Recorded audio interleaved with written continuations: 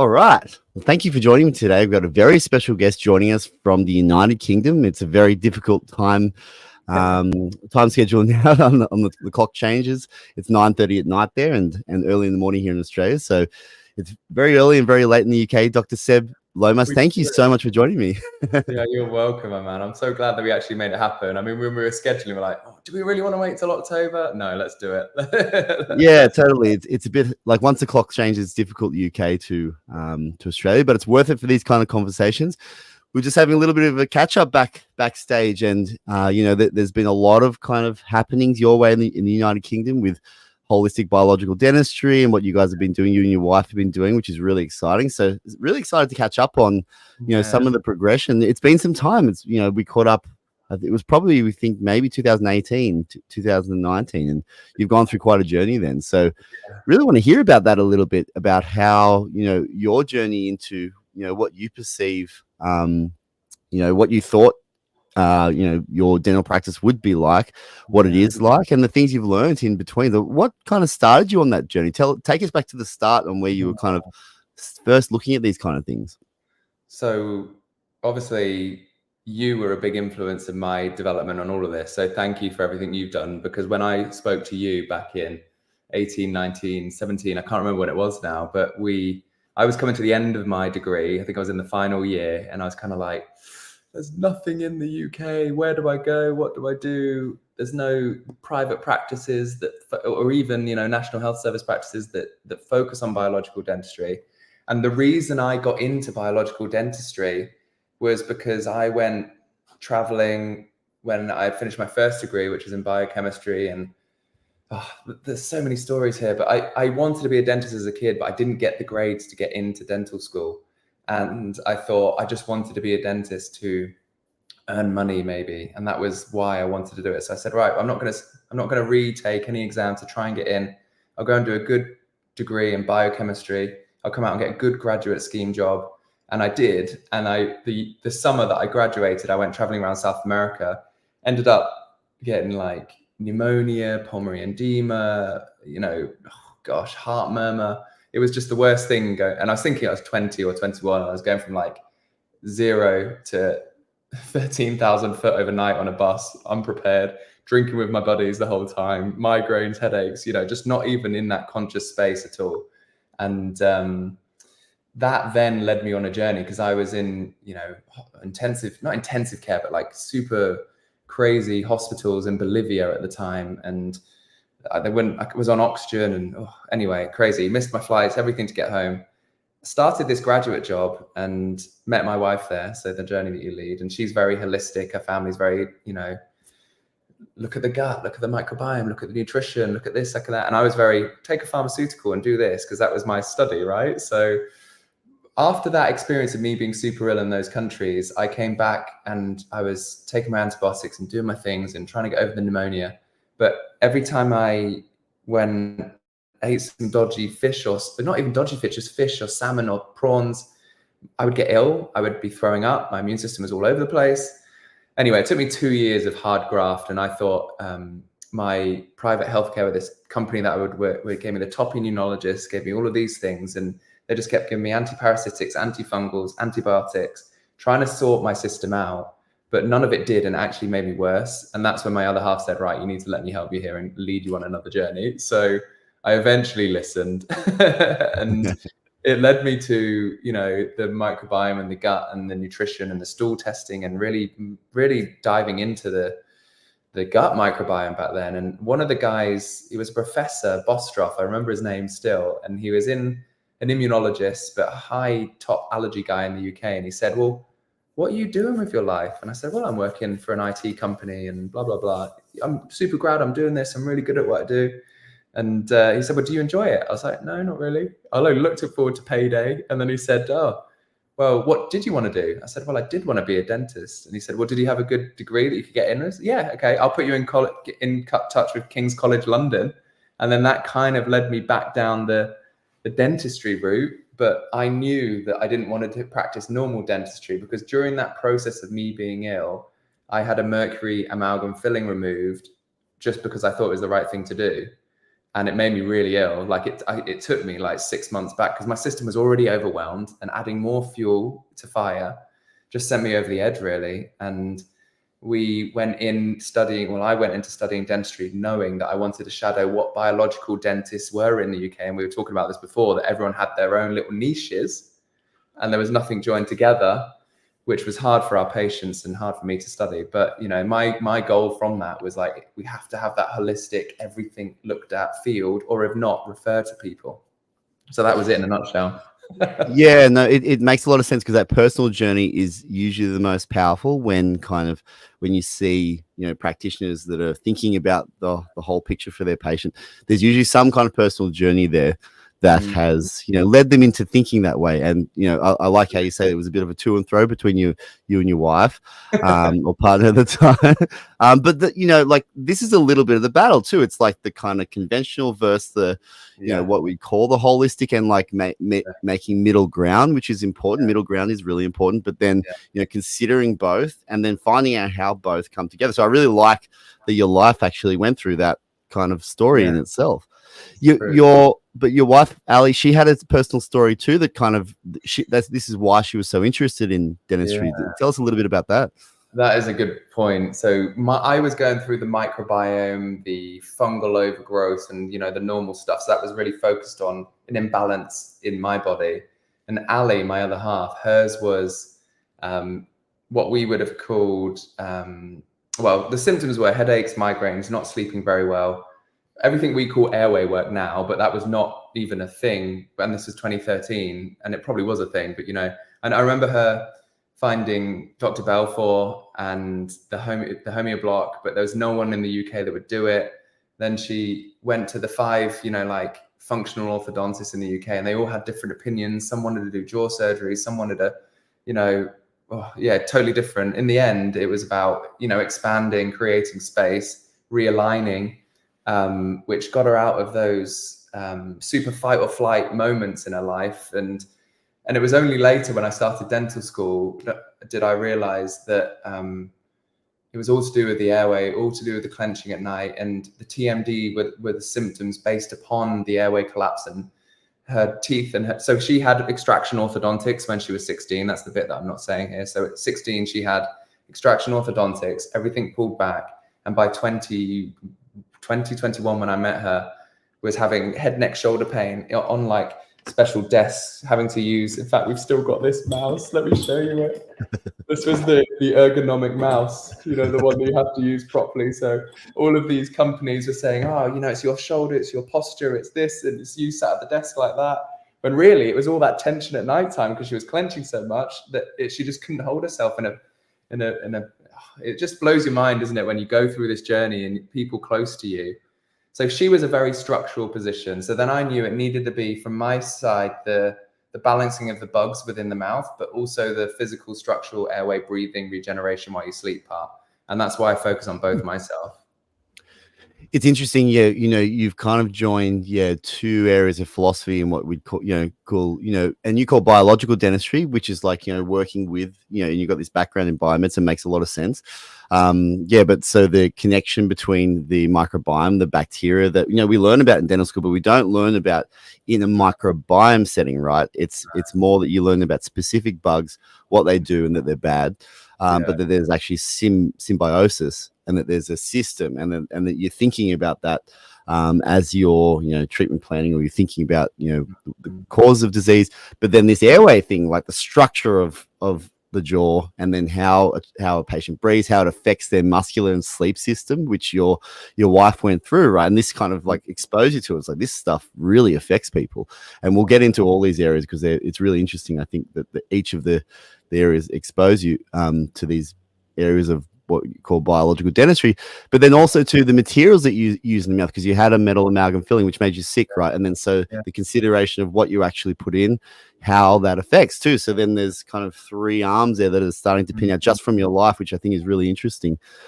Tell us a little bit. I mean, you're you know, trained, you know, with a kind of closer scientific view than probably most dentists get, you know, with their general dental training.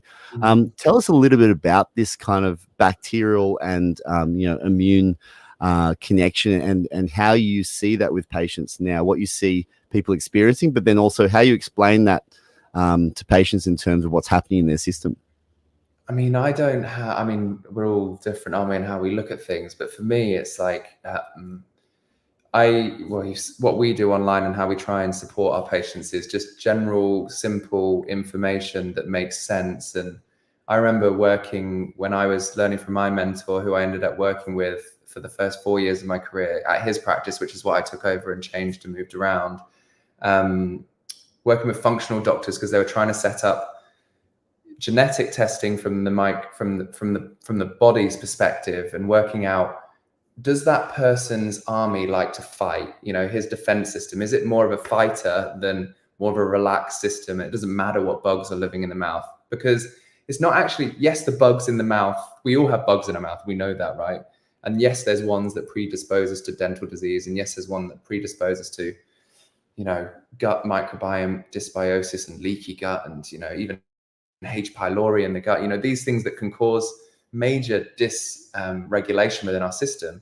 But if our environment, so let's talk about the microbiome first, I guess, it's about having that commensal bacteria, which you've talked about for years, that can keep everything in check. So if you've got more good bugs living in the mouth than bad bugs, the dynamic equilibrium will always favor the good bugs, because they're the ones muting the other ones, telling them to shut up, say, no, don't do that. And then that means your body, even if it is reactive, isn't going to be as, right, let's cause inflammation to get rid of this. Let's cause our gums to be super inflamed to try and fight it off, which collateral damage destroys our bone, which obviously whenever something is inflamed in the body, it takes a lot of energy and leakage from your system.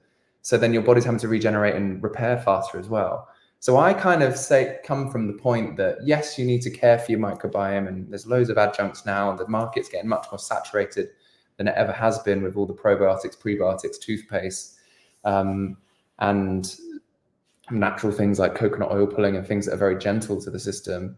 But if you can have a calm system that is in its parasympathetic rest and digest, it's doing what it should be doing, which almost plays into the airway part as well. If you're sleeping well at nighttime, your body's going to be more in that zone of balance rather than the fight or flight, right? Which makes you more leaky, which makes you more kind of attacking, which causes this inflammation throughout the body, which doesn't allow your body to regenerate and repair. It's really, for me, coming at it from a place of simple, small little nuggets for my patients, just to help them.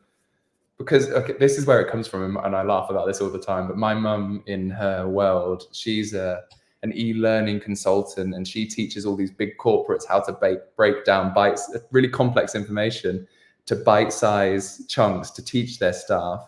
And I've grown up with that in my household. So now I'm blessed, because I say that this has helped me really turn complex dentistry and things that are boring into more simple bite-sized chunks for patients to, you know, try and find easy to digest and to be cool, right? Dentistry should be cool. Well, that's totally it, though, because you're explaining very, very complex, scientific understandings, and this is stuff that kind of really only popped up, now 15, little bit, closer to 20 years ago, and explaining it in a practitioner setting is like you have to kind of digest a lot of kind of scientific papers, and then a lot of kind of noise, because you're explaining that there's a lot of kind of products and things out there.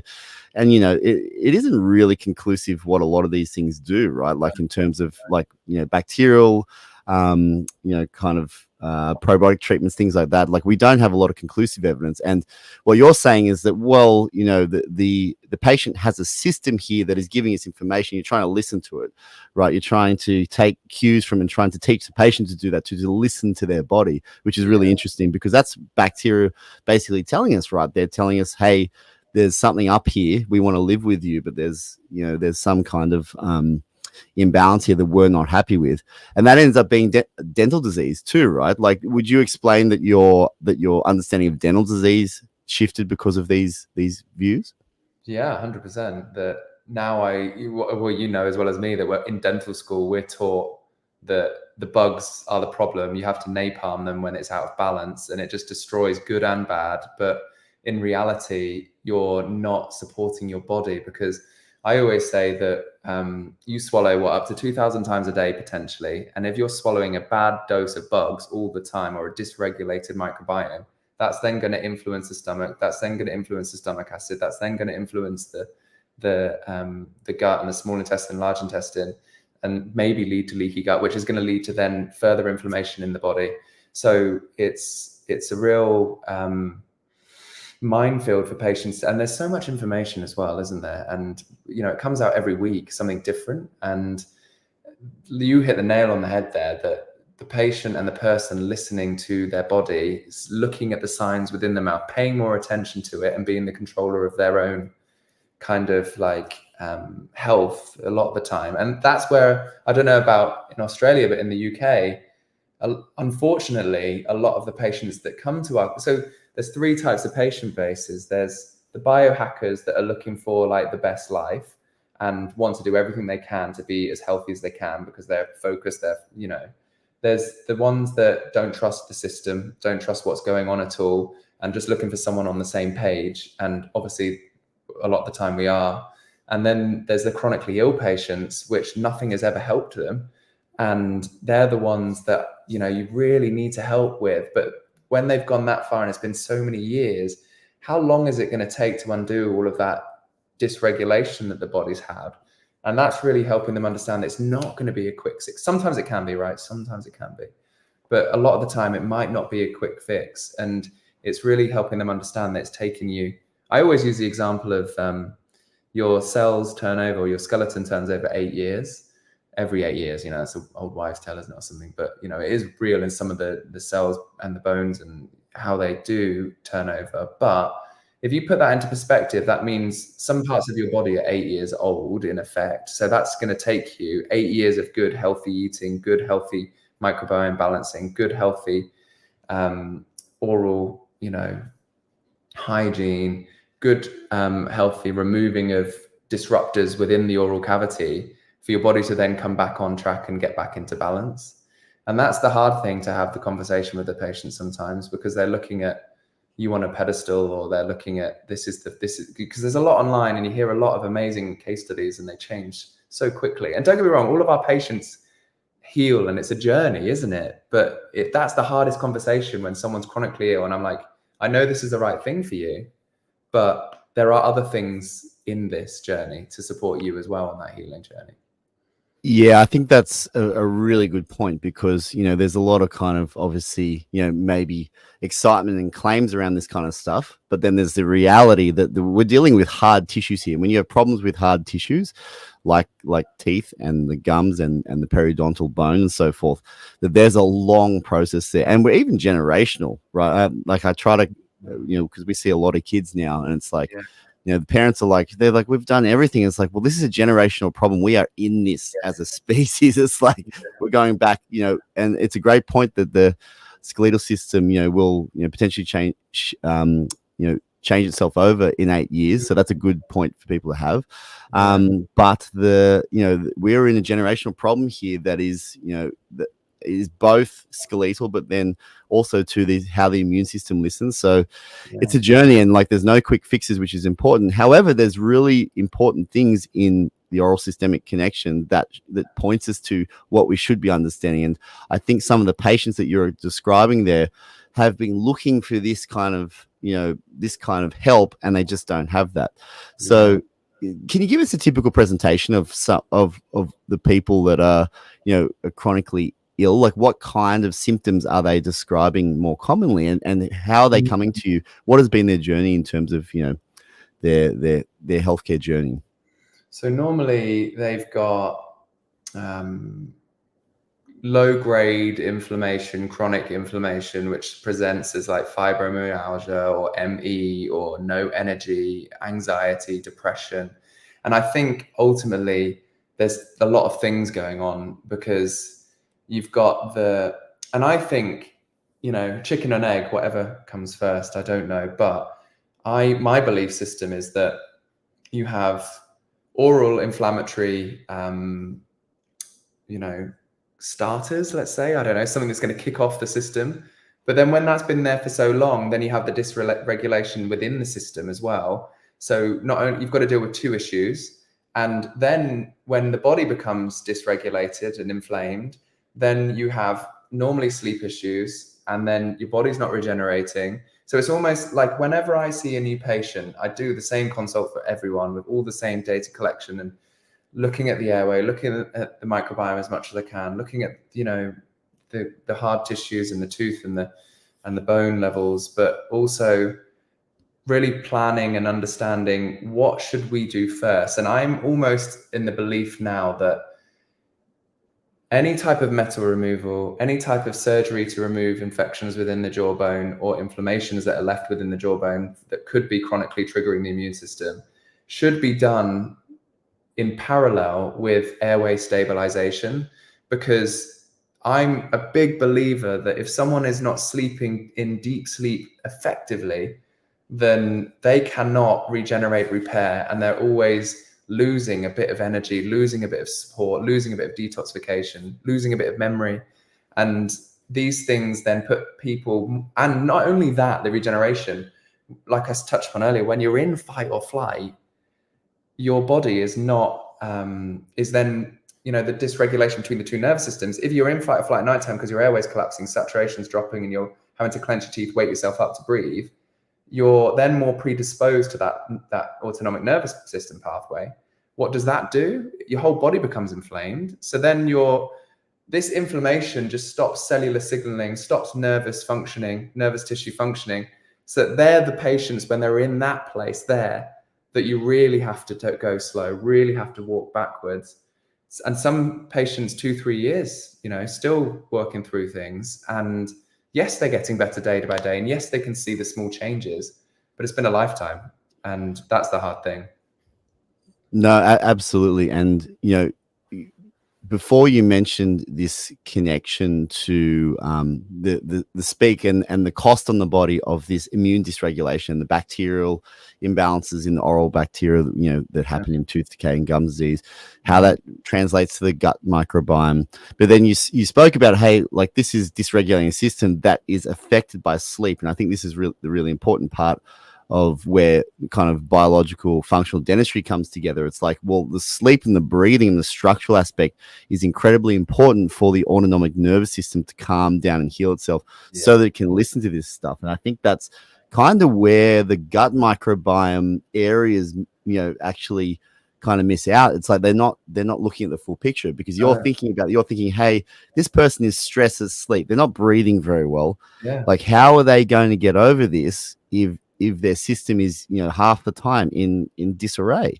And like that's really important about dentistry, is like it can, well, you know, biological dentistry is thinking about the structure, how this contributes to that autonomic nervous system calming down. So that's a really good point, because that's where this meets, and that's where I think the key point of this is that is often missed. And then that's where, you know, people can do real healing when they connect the nervous system and sleep into a microbiome scenario, right?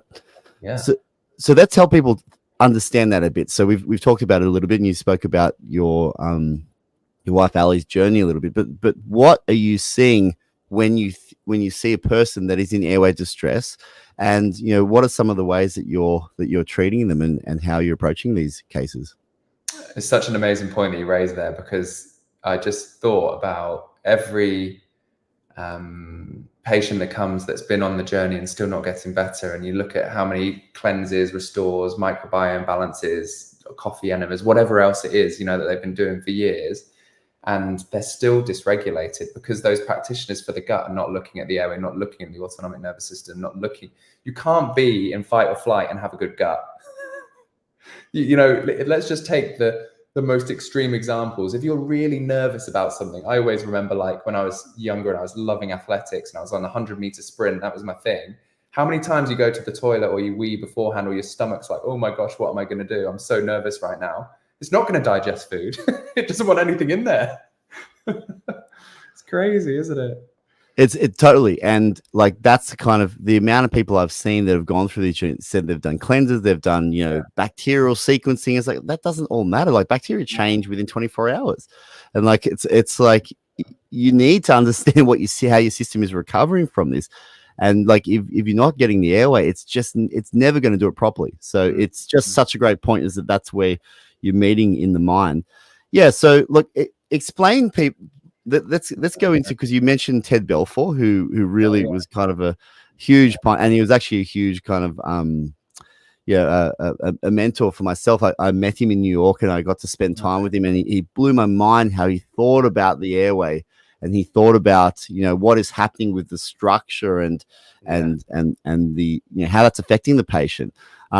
Tell us about this in adults, what you see in terms of an airway that isn't functioning properly, and what is the kind of anatomy, and what's the some of the treatments that you're looking at. So the basic simple things in just a new patient consultation, without diving into too much, like the sleep disordered breathing screen, I call it. I look at, actually, you might enjoy this. I look at the nasal apertures first and how collapsible the nose is, because if someone has a really collapsible nose, and mine's a good example because I broke it when I used to box, it collapses in so easily because I had operation to try and correct my septum. But as a result, they lost all my cartilage, so it's not strong anymore. And if you detox at night through your airway, right? And they say 70% of detoxification happens through the breath, which just blows my mind. And if this aperture is blocked, you cannot detox effectively through your sinuses. So as soon as someone's got a collapsible airway in here, this position, I get them on nasal dilators, I get them on tape, whatever, intake breathing, magnet strips, whatever they can to hold their nose open when they sleep. Because if that, you know, from a selfish perspective, from the dentistry as well, if you can't breathe through your nose, you're going to breathe through your mouth, you're going to clench your teeth, you're going to dry your saliva, you're going to destroy the microbiome. So that's my first check. Can they breathe through the nose? Then it's the size of the tongue and the airway, how much space there is, how toned is the tongue? Can I see any of the soft palate? Can I see the uvula? How risky is that to block the airway when they sleep? You know, these simple, and that's probably harder for patients to look at themselves, to be honest with you, to assess that. You have to see a lot of normal before you see the unnormal, don't you? I look at I feel underneath the jaw for simple things, just to see if there's wings under there where the muscles have worked so hard that they've changed the shape of the jawbone. I look at the opening and closing. Is there any, I don't know, dysregulation? Is it tight on one side? Does it only move to one side? Going into the mouth. Well, actually, what I found nowadays, and it's because I've been doing it for this consultation for a couple of years now, when I palpate under here, I can almost tell if someone's got a tongue tie or not, just from feeling that nowadays. And here's my theory on this, Steve, so you might like it, that obviously when the tongue is high and there's no tie, the floor of the mouth is very flat and it feels very, you know, secure. If someone's got a low, and here's my theory on this, and this is case studies, so it'll be interesting to see what you think, but if I can feel something down here, I normally think of a posterior tongue tie where it's too tight underneath. And the reason I think it goes low here and you get the double chins and the turkey necks as you get older, it's because I believe that the tongue and the body realizes that if you've got your airway and your tongue like that when they sleep at nighttime with a tongue tie, it's always going to fall and block it. Yeah. But what I think happens is the body realizes if I push all of the tissue down like that, you get more airway space behind the tongue. So when I open my mouth, I have more room to breathe. And I think it's like a physiological adaptation to mouth breathing for a long time and a tongue tie. I think you're right. Because I mean, I actually haven't palpated under so you can feel a muscle kind of. It's almost like the floor of the mouth and the mylohyoid is just pushed down, and it goes from like, and it's sometimes I can feel it in children even before the signs are there, just because you can feel the tightness of the fascia under there. Obviously, it tells you whether they're holding their tongue in a low position even before you've asked them to move their tongue. So it's catching them out as well. So I quite enjoy that part now. Well, I mean, it actually lines up exactly to what I see clinically with, you know, you see a lot of kids, adults too, but when you ask them to lift the tongue, they lift the tongue, it's halfway back in the mouth. And it's like, and they literally have not pulled their tongue forward to lift up to the spot, you know, forward. And so that's what you're describing. I think you're right. Like, it's like, the tongue is adapted. So if I lift here, there's a bit of airway there. Like I'm going to be able to breathe a little bit. And then there's a muscular compensation around the mylohyoid. So that's really interesting. And, you know, that's something probably people can one, they can look in the mirror, they can see where their tongue lifts up to, but also maybe feel around the bottom of the neck. Obviously, it's difficult if you haven't felt a lot of patients, but that's true. It's a good point though, as to tongue posture being incredibly important. So you're making these kind of assessments as to, okay, how's this patient's airway working? What is it doing at night? And then you're thinking about muscular tone. You're thinking about the tongue, which is critical in development, which we'll talk about in a little bit. But then how it's supporting moving forward. And so, you mentioned, we talked about teeth grinding a lot. And so a lot of people, they'll have a splint just put on and there's no kind of deep inquisition into teeth grinding. How would you describe teeth grinding, what's happening with the autonomic nervous system and airway to patients? I try and make sounds and noises and replicate what's happening just to give them like an understanding of it. So when we were talking earlier, the tongue falling into the airway, blocking it, obstructive sleep apnea is obviously a really extreme scale of that. And everyone has this gray area of like nuance in between, which is the sleep disordered breathing, right? The upper airway resistance. And what the body does to compensate is completely different for everyone. So when I'm going about looking in the mouth as well, you see like cheek biting lines on the inside, you'll see the scalloping around the tongue. And all of these are different compensations for the airway collapsing to help yourself breathe, to maintain oxygen saturation so you don't wake up and so you can sleep more deeply. So that's your body understanding what it can do to support yourself. Now, this is and you might be similar thinking, that 32 teeth in the mouth, tongue to the roof of the mouth, optimal sleep, no airway collapse is number one. Number two is more narrow palate. I clench a little bit. I can open up my airway by clenching. And I always put myself into this weird position where I can snore. And then if I'm in that position and I'm snoring and I clench, it opens. Because I'm tensing the muscular tube, which can just collapse. Now, the body then realizes, or the brain probably realizes, that if I clench a little bit, it actually opens my airway, which is good to breathe, but bad for the autonomic nervous system because you're putting yourself into fight or flight to clench. So clenching is the first little step. Probably actually before that is the tongue being pushed out the airway so that it can move forward. I think that's probably number one. Number two is clenching. And then I often think if someone's got a deep bite, they don't have the option to grind their jaw, so they have to clench. And they're the people that destroy their teeth, break their teeth, have root canals in their main chewing teeth, crowns, bridges, all of that type of stuff because they're wearing through their teeth. I honestly think that the most undiagnosed thing in the dental industry is clenching teeth. And dentists will just say, you've got decay interproximally here. I believe a large proportion of interproximal decay is micro cracks from pressures on teeth. And obviously, of course, it's brushing, cleaning, oral hygiene, nutrition. I totally believe all of that.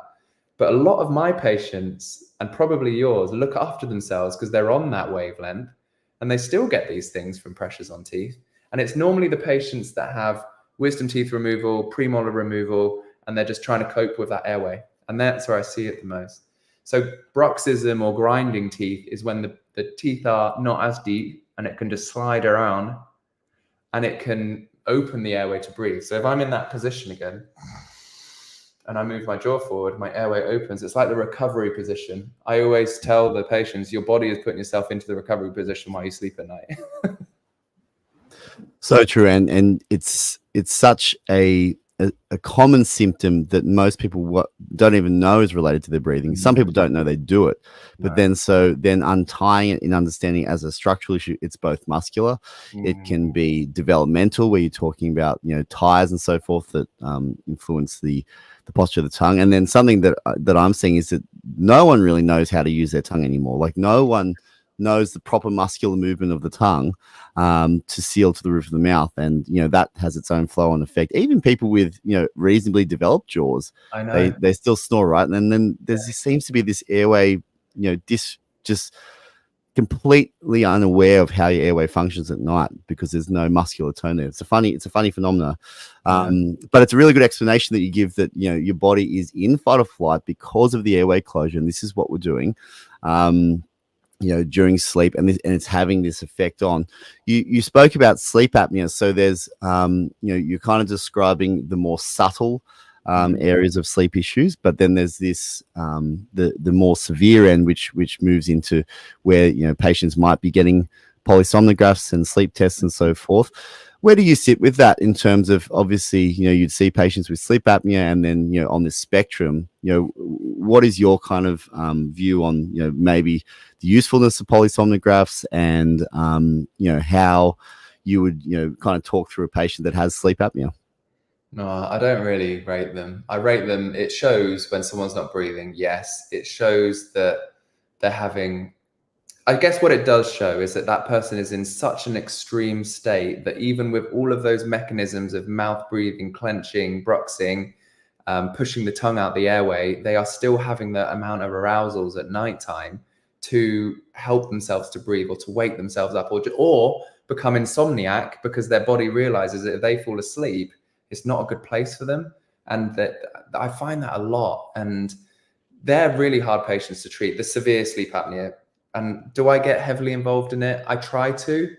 There's not really many medical doctors in the UK that recommend much other than a CPAP machine. They don't want to explore these other routes. They don't believe in the structure of the face, to be honest with you. So a lot of the patients that make our way to the clinic are people that obviously see things online and want to see what they can do for sleep apnea, and want to try and get themselves off of the CPAP, but don't have the medical support here in the UK. But that's very hard, because I could just go through a case I saw last week, and on Friday he has no teeth extractions at all, but he's got a class 3 mandibule, so a really big mandibule, and his top jaw just didn't grow at all. What did I find? I found that he couldn't function myofunctionally, like you were saying, no tongue position, no swallowing. The back of the tongue is the only thing that can live in the roof of the mouth and the soft palate. The front of the tongue's got no chance of getting in that place. Massive tongue tie. So genetically, yes, he didn't grow and develop when he was younger, but I believe it was because the tongue couldn't live in that position.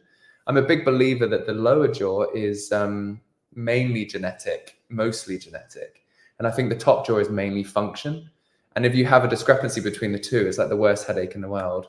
But what has he got in his mouth? Implants, crowns, protection of teeth, because he's clenched his teeth for so long. They just keep chipping and breaking because he's trying to keep his airway open. So yeah, I mean, they're a good diagnosis tool, but they'd never ever show what is that patient doing to help himself stay at those oxygen saturations at that time. It doesn't really show whether they're clenching the teeth. It doesn't really show the type of breathing that they're doing. Are they mouth breathing, which isn't efficient? It isn't good for the autonomic parasympathetic nerve pathway. It puts your body more into fight or flight.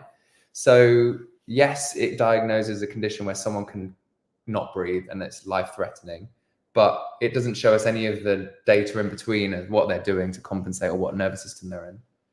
And a very difficult condition. You know, some people need CPAP machines, you know, but then there's the reality, like the amount of patients I'm seeing at 30 and 40 that are told that they need to go on the CPAP machine. This is life support while you sleep, right? So it's like, it's a difficult issue. You know, you've just described a developmental problem, you know, where the upper jaw, class 3 jaw sitting back, it didn't receive the stimulation from the tongue to move forward, you know, and like there's an anatomical issue, but there seems to be this kind of lack of tone as well in the you know, in children where the tongue posture doesn't support that outward and forward growth. And then you sometimes end up as an adult who can't swallow properly and who needs dental implants to hold their, you know, the dentists there have, you know, done a good job to try to hold everything together.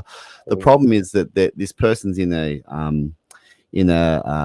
situation where their airway is just not being supported through development. And then there's the problem of what you do from there forward, which is very difficult, as you say.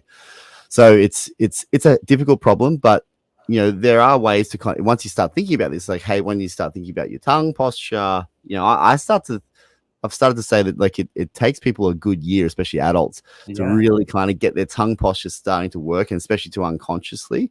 So it's like this kind of idea that this is all a journey, and like even tongue posture, even the muscular support of your airway is going to need a lot of work in order to move forward.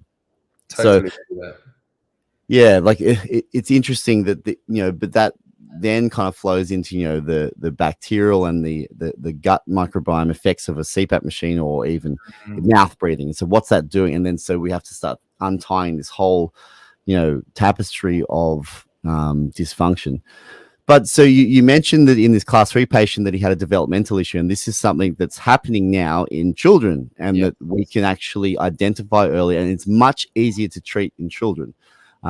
So like, how do you explain this to parents and to kids that are presenting? Well, how are you seeing kids presenting with these issues, and what are your approaches there in terms of intervening in this issue?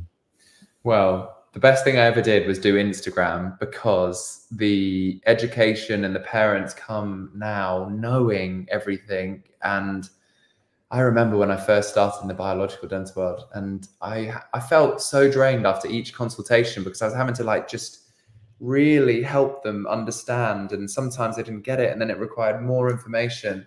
So Instagram has been a lifesaver for me, just sharing content and educating patients. But I really do.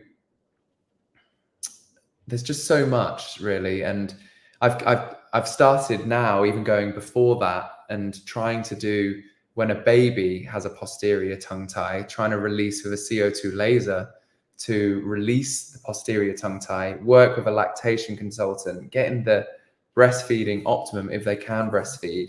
So then hopefully there's even less intervention needed, even in the earlier years.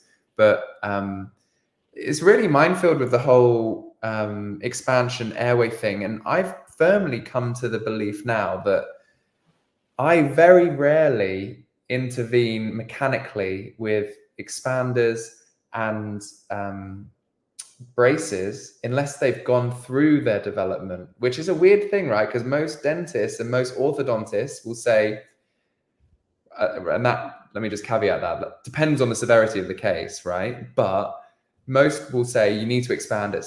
You know, some of the American guys are doing it at like 4, 5, 6 now. And I think, yeah, I can see why you're doing it. I get it. But you've not given that body, that child, the right foundation functional training. And yes, they do it alongside it.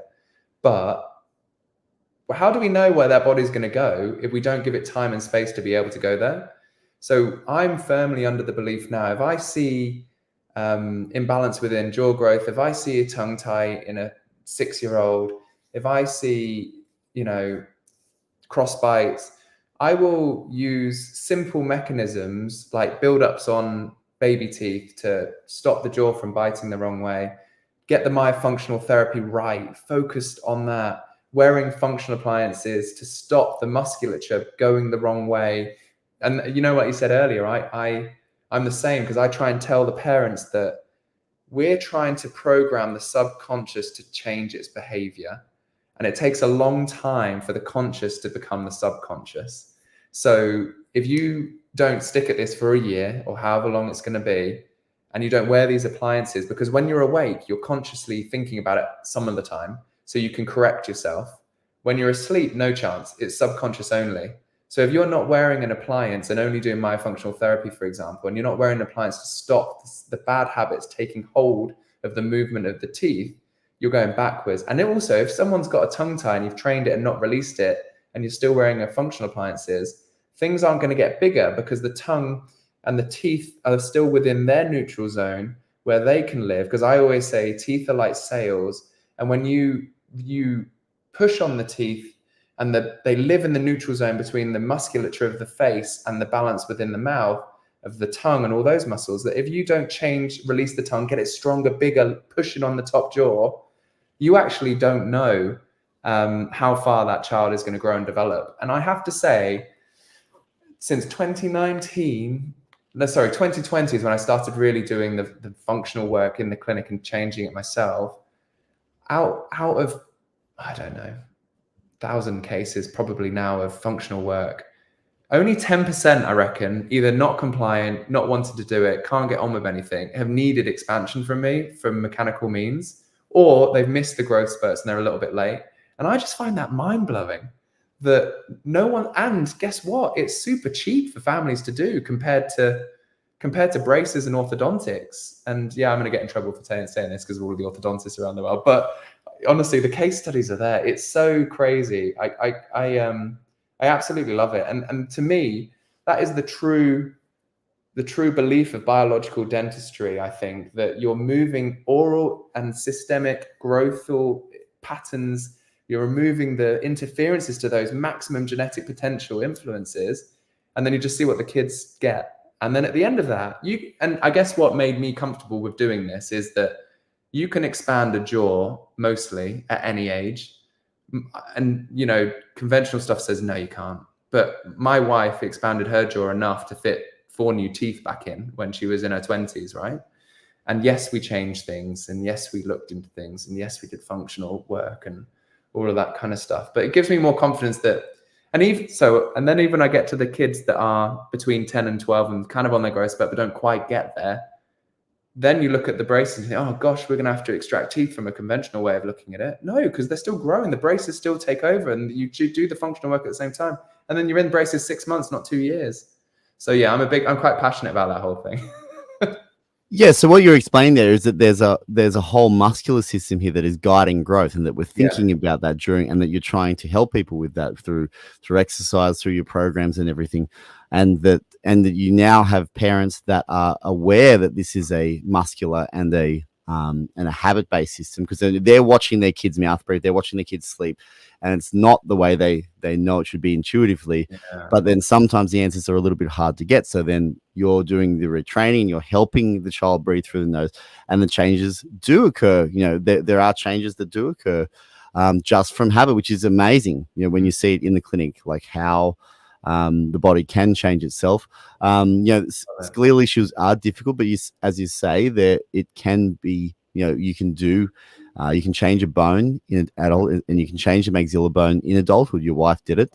I've done a little bit myself. I wanted to do more, but there are ways to do it. It's more difficult in adults, but there are definitely ways to do it. So your kind of philosophy is to, like, fix all the muscles and get the kind of function right, and then see what the body does, and then think about, you know, maybe intervention down the track. Would you say that's right? Yeah, absolutely. And don't wait too late, obviously. And this is obviously speaking to, you know, other dentists, but you know, the conventional way of thinking is, in our world, in the UK, siloed. Dentist hold off until 12, 13, and then they go to the orthodontist. And in the UK, there's a massive wait list. So then they're not getting to the orthodontist until like 15, 16. And then they've got crowding everywhere, teeth all over the place. Of course, they're going to have to extract teeth because you've missed all of the, well, not of course, hopefully you can expand still, but, you know, and I've done it on some cases that kids have not wanted to do that at all. And we've managed to, you know, some of the case studies have been crazy with expansion. But if you don't change the functional habits, and you're mechanically moving things into the position, and things aren't living there, and the balance zone isn't reestablished for that tooth position, things will just relapse slowly over time if they don't wear their retainers, right? And we've all seen it in our generation. Absolutely. Yeah. And one kind of aspect too, I think, of the expansion that you're talking about is that you're actually looking at growing the bone, and you're developing the bone and letting the body do what it wants to do with the teeth, which is a little bit of a different philosophy in terms of, you know, actually orthodontically moving the teeth as well, which needs to be done too. It's just that you're saying that there's this reason and cause behind it all that we're trying to understand and get to in a patient, which is really important. Yeah.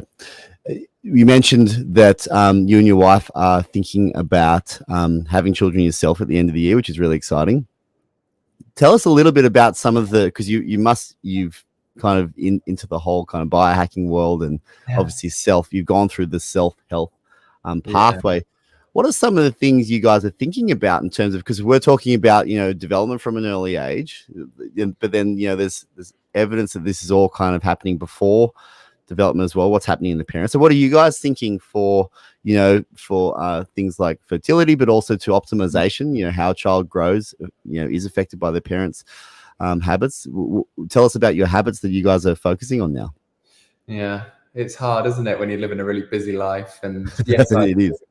We did probably 2 years ago now, because we were like, right, we're going to get ready, our body's ready, and this, that, and the other. So we decided to detox again after, you know, doing it when we were a bit younger, to really work with parasite cleansing, heavy metal cleansing, brain, all of the organs, all of the lymphatic systems, just going through a 6-month kind of protocol there, and liver flushes and doing as much as you can just to reset the system. So that was like our first way into it. The sleep optimization for me is, you know, the right autonomic nervous system. And we've both done the Homeo block. We've both done expansion with Damon braces and clear aligners. And we've, I now just sleep in a functional appliance at nighttime just to help my airway and nasal dilate, mouth tape, all of that. So that, I think that's a huge thing. The food, nutrition, we've tried to eat, well, we have eaten organic, even when I was a student for, you know, 10 years now, probably, even when we couldn't really afford much else but eating food. And that's how much we prioritize organic food, really. For our food is information for your body and regeneration. So especially if you're thinking about kids, that's a huge thing. So you want to reduce the burden of toxins in the liver pathways. And if that is I just think that's a big part, because during the conception and will lead up to it, it needs to be, well, my wife is all about the, you know, the balance, the right moment and that kind of stuff. And I'm more about the physiological, how the body's functioning and the inflammatory systems within the body. So we're doing blood tests once every 6 months just to see things, but it's more about, we've gone more and more, even supplements that we used to take quite heavily, we've gone more and more to just natural beef organs, beef, you know, cod liver oil, raw cod liver oil, magnesium I supplement with, but good magnesium. And it's just simple food grade things that, because even the supplements, and we're all learning this, aren't we? Even the fancy supplements that are made in a lab that aren't food grown act as toxins in your body. So you're giving yourself sometimes like partly toxins in your body because it does not recognize the whole thing. You're kind of giving your body more of a burden to detox from. So we're just trying to be, it's hard at the moment because you've obviously seen in the last 6 months, our clinic's been done and built and so much gone on. So our stress levels have been high. Getting a team to manage, like, you know, that's new for me, because before last year I was just kind of in my own room, my own nurse, doing my own thing. So now it's gone onto the bigger picture and trying to work within this referral system within my clinic. And so there's been a lot of stress. So we're just trying to calm our systems down before we come into that as well. We've done a lot of somatic therapy as well, you know, like with working with coaches, I guess, really about our relationships, what triggers us, what doesn't, you know, from an emotional point of view. We're trying to do a lot, man.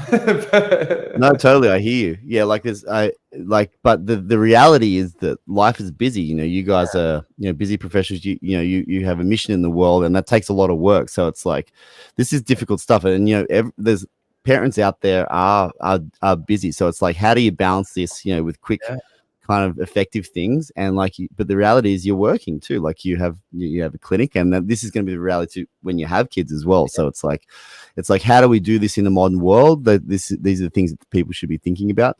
You're wearing blue blocking glasses there. Tell us a little bit about that. Yeah, I do. Yeah, the whole biohacking thing, or I like to call it bioharmonizing. So we're not destroying our body. Yeah, I mean, I try and circadian rhythm and how the body and the brain recognizes. And in the UK, it's only just gotten dark at 10:30 at night.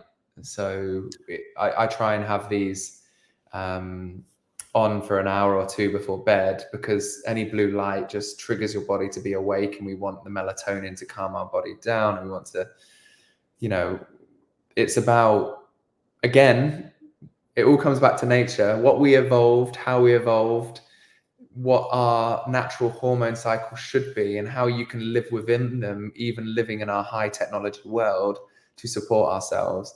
So it's, so food source grade, you know, from farm to nose to tail supplements, and good, using things to help your body not be triggered and put into fight or flight when you should be, because blue light in the morning or you know, late in the middle of the day is, you know, activating your fight or flight, activating your cortisol, keeping you going. So it's about getting ready for bed to get into the depth of sleep. what other things am I doing? Oh gosh, yeah, we have the PEMF mat as well. So I go on that after a stressful day, mainly in winter, because I try and ground during the day. And UK winters are pretty crazy, but no light at all. But I also there's this amazing company in the UK now called Barhay Shoes. And as long as you're wearing cotton socks, you ground through their shoes, and they're like sports shoes, barefoot shoes. Freaking love that, because then that's really going back to our grounding when we can, when we're walking, because we don't. And if anyone doesn't know what grounding is, it's about absorbing the negative ions from the body to discharge I always think of it, like if you rub on like a fleece or something, you build up a charge. Your body, through all those cellular reactions and all that interference that's coming into the body, builds that charge up. So if you're not getting rid of that's stored up energy that can lead to things you don't really want it to, right? It's interesting to hear, because like you as a practitioner, like this stuff kind of weighs heavily. You're trying to tell, obviously patients how to be the best they can, but the stress and the kind of the workload that comes with it is hard on your health as well. So your own kind of strategies are really important. And, then going into parenting, it's like, it's a whole kind of world that I'm excited for you guys, but like, it's great that kind of you've been on it, but like it's an important consideration. Like I think healthcare practitioners themselves probably don't think about this enough, right? Because your own health reflects on how you're going to be able to help your patients. And so it's really important for us to be thinking about this kind of stuff. Yeah, my like sport history was boxing at quite a high level from like 12 to 19. And I almost got into the 2012 Olympics back in the day. And that was the pivot point in my life that as soon as I didn't get in there, I was like, right, I must focus on my studies. But that regimented like pattern of you can only do this for that, and then you have to have 2 weeks off there, and it's really regimented, and like, well, that's how they train you. But since I've done that, what I've done and I've used in my life is I maintain that level of this pattern to look after myself. So every morning, I don't have time to gym really, but what I do is I get out every morning, I ground, I do a compound exercise, a different one every morning, deadlifts, squats, overhead press, bench press, anything that is using my whole body to pump my lymph system. I'll jump on the little rebounder a little bit. I'll go and do a little bit of meditation and lymph pump thing. I'll try all of those things so I know I'm doing something. And at the end of the day, I'll wind down. I'll have the things that have melatonin and GABA in them. I'll go on the PEMF mat.